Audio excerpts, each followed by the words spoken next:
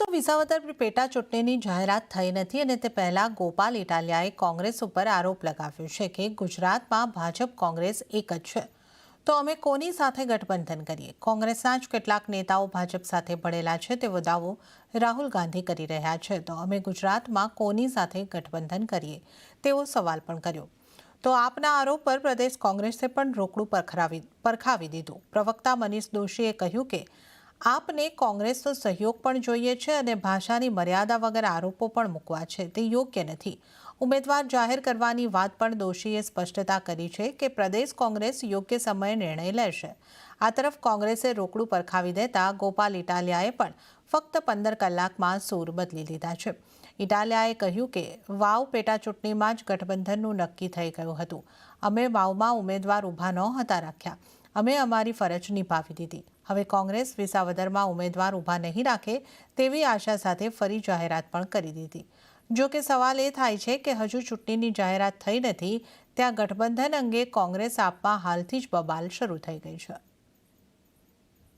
राहुल गांधी जी जब गुजरात में आए तब उन्होंने खुद कांग्रेस कार्यकर्ताओं की मीटिंग में ये कहा कि गुजरात के 25 से ज़्यादा नेता बीजेपी के लिए काम कर रहे हैं। अब आप बताओ गठबंधन करना किसके साथ है?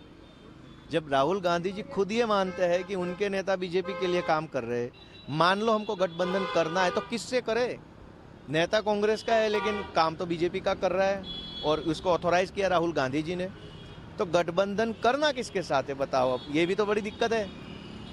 तो जब गुजरात में बीजेपी और कांग्रेस दोनों एक ही है और उस बात पे सिक्का लगा रहे, थप्पा लगा रहे राहुल गांधी जी, तो हम किससे गठबंधन करें? गुजरातनी मोटा भागनी स्थानिक स्वराजनी संस्थामां आपे डिपोजिट गुमावी छे। आपना उम्मीदवारों मोटा भागनी जग्याए लड़ी शके एवी स्थितिमां नहोता, त्यारे आप एनी राजकीय अपरिपक्वता साथे मात्र अमे कई तेम वर्तवी ए दिशामां आगळ वधी रह्यो तेवुं देखाय छे। वधु एक वखत एमणे अपरिपक्वतानो नजारो कर्यो छे।